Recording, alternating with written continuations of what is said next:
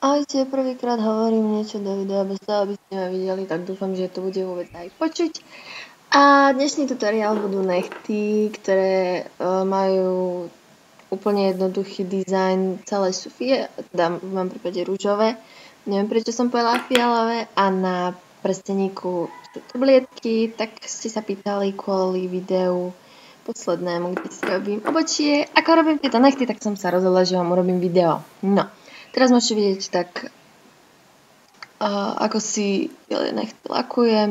Ja neviem, čo by som k tomu povedala. Nechala som to celé, lebo som nevedela, ako dlho sa budem vykecávať, ale zatiaľ nič špeciálne na tomto videu vidieť nemôžete. Môžete použiť úplne hociaký lak, aký chcete. Ja som minule mala taký tmavo hnedý, teraz používam nejaký z H&M, ktorý bol, je dosť dôležité si pod tento H&M lak dať ešte aj presvitný lak, lebo farby a potom si môžete dať dole z nechtov. Takže to by bola prvá vrstva fialového, teda rúžového laku, neviem prečo sa mi zdá byť fialový. Za sklinu som si nakreslila aj pravú ruku a teraz dávam druhú vrstvu tohto laku. Áno, ten poťak som dosť zle položila, čiže väčšinou vidno nezaostrenú pravú ruku, ale v budúce si ho dám správne. Vynechala som si prostredník, ktorý potom tesne pred aplikovaním tablietok budem maľovať a aj rýchlo chcem rozprávať, pretože aj video bolo zrýchlené, ale už sa spomenula. Čiže teraz si otvorím také tie menšie tablietky, ktoré môžete vidieť. Neviem, prečo som si ich neotvorila už skôr. Teraz sa mi to ťažko otváralo a nasypem ich na stolík, na papier, na čo len chcete. Dám si čerstvý lak na nechty, aby bol lepkavý, aby sa na ňo tie tablietky dali pekne prilepiť. Ja som robila chybu trošku, že som nepočkala dlhšie, veď to aj vidíte, a priamo som začala dávať tablietky, ktoré sa mi tam trochu zle nalepili, ale to vôbec nevadí. Nemám rada videá, ktoré sú dokonalé, nie že nemám rada, ale videá, ktoré sú dokonalé a všetko sa podarí tej tetke a neukážem vám za kulisie, že predtým sa to 4-krát nevydarilo, čo ja viem. Tak som vám ukázala, že aj takto to môže byť, proste sa mi to tam trošku nepodarilo, čiže som počkala chvíľu, asi takú chvíľu, ako teraz vidíte, a začala som to tam lapiť zase a zase to veľmi nevidno. Aspoň ma počujete. Ja dúfam, že to bude dobre počuť, nie ako keby som bola na záchode.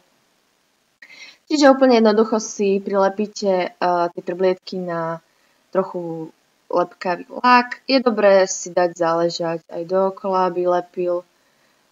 Myslím po stranách, aby nebol len v strede. Tak to nejako to vyzerá. A tak to môžete aj skončiť. Samozrejme je potom dôležité si ho asi možno 2-krát prelakovať nejakým priesvitným lakom. Ja si ale chcem dať ešte trošku väčšie tablietky, ktoré odrážajú inak svetlo a celkový dojem je lepší.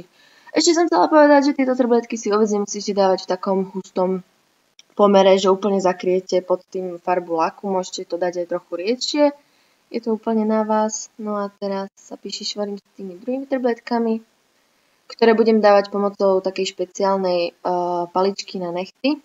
Čiže prosím opäť, ako sa to povie, s lepkavým vrstvom na nechte.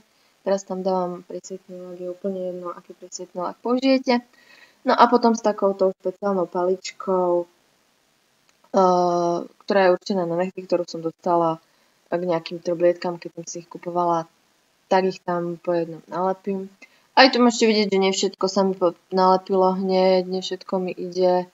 Som robila nejaký strih. A najkrajšie je, keď sú tie kamienky úplne random, pretože aj keď sa vám potom odlepia, tak to tak nebude vidno,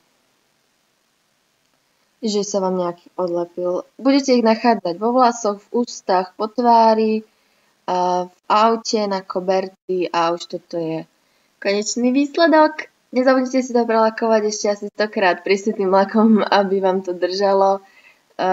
Dajte mi určite vedieť, či sa vám tie nechty páčia, či sa vám podarili a vidíme sa možno na budúcom videu a možno sa len počujeme, uvidím, ako sa mi toto bude páčiť, takýto komentár. Čiže toto nejaký taký ešte zoom na nechty. Tadá! Konec. Ahojte.